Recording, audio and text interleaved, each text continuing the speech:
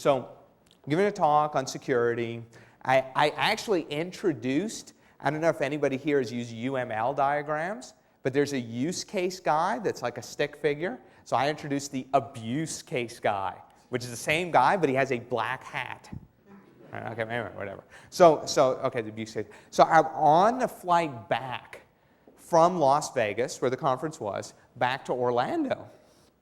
And I'm on an airline that will remain nameless for reasons that will become immediately obvious, right?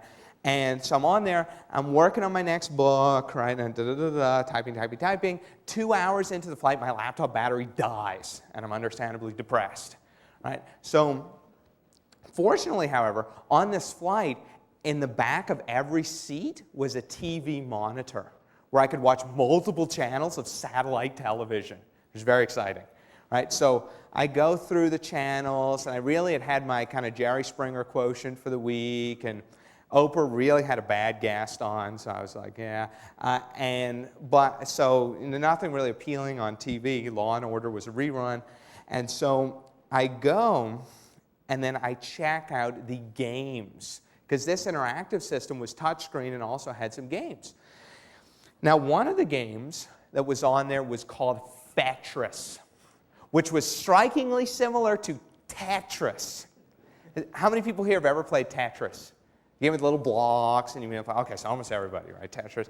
Dude, if you've never played Tetris, do not play it, because it's very addictive. It will, like, denial of service you for weeks. Right? Okay, so anyway, so if you haven't played it, don't play it.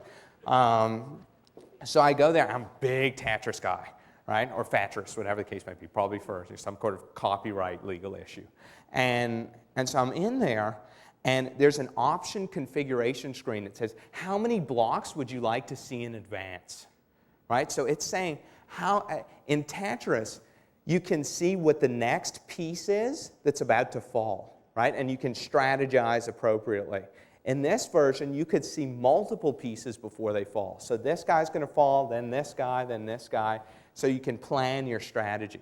So one of the options was, how many pieces in advance would you like to see? And it had a plus-minus control. So I hit plus and went from 1 to 2 to 3 to 4. And I hit plus on 4, and it wouldn't increment past 4.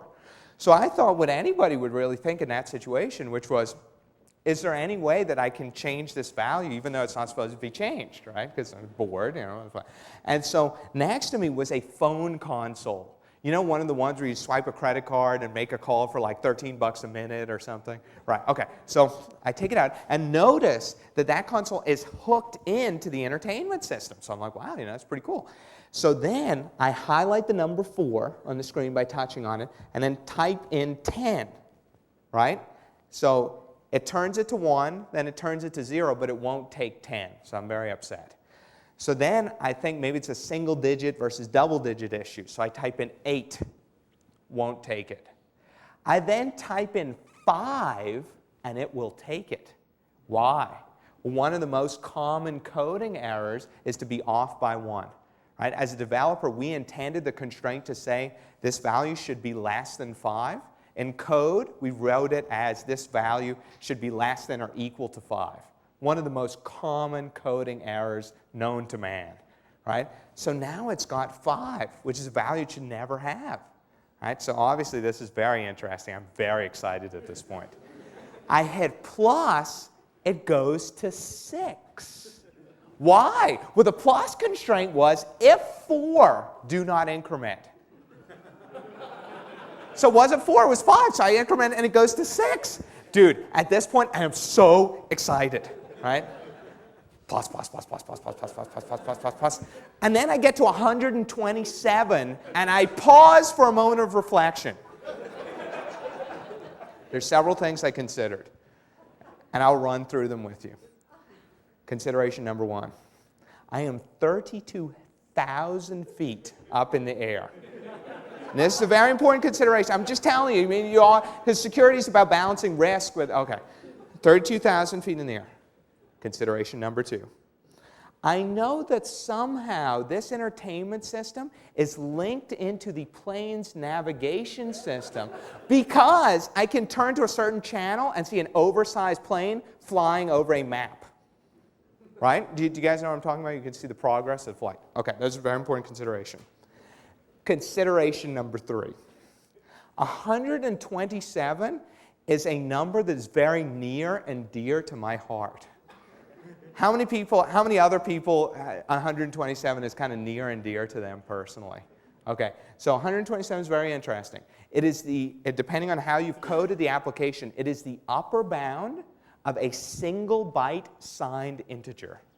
So now what does that mean? Well, normal math tells us that 127 plus 1 equals 128, right? And I do have a math PhD, so I can attest to that, all right? Now, computer math, however, does something a little stranger. Anybody know what happens when I add 1 to 127 and it's declared that way? What's 127 plus 1? Anybody? Negative 128. Negative 128. Now, I also noticed there was a brief pause every time I hit plus, which meant something was recalculating in the background. And I paused to consider what a negative number may do to such a calculation. Right? So anyway, I weighed these things for about 3 to 4 minutes, but in the name of science, I pressed plus. The screen flashes negative 128. Poof, screen goes black. Poof, guy screen next to me goes black. Screens in front and behind me go black. The entire plane entertainment system goes down. I'm sitting in my seat like this, hoping that the plane's not going to go off to the right, right? Or something, right? Because I don't even know, right? Okay, and so a couple minutes pass, everything's okay, people are starting to complain, you know, oh, look, why is it down? You know, and of course, you know, I have to start complaining too. Look, you know, I expected there to be an entertainment. Okay. And then I tell them, well, look, you know, I was doing something. I think that might have. Oh, no, sir. There's nothing you can do to influence this. I'm like, okay, whatever. So I sent an email message to the offending character, told them about this, which I never got a response to. Bad customer service, bad vulnerability response process, but within 2 weeks, it was removed from the system. Right? So I'm sorry to anyone who's a Tatras fan and you're on this airline because you can no longer play it. But now, what's interesting here? I was thinking like an abuser and not a user. When they tested the system, they thought like a user. They asked, what's a user likely to do here? Not what somebody bored could do here. And that's a question they should be asking, right? There's some things that went very wrong there from an architectural perspective, too. A failure in my system should not have cascaded over to failures in other systems, right? Something that they thankfully did right is that a failure in the entertainment system was properly compartmentalized and did translate over into the navigation system. But that's something to think about. Think about that the next time you're implementing a feature. Ask yourself, am I thinking about the use case? Or am I also thinking about the abuse case?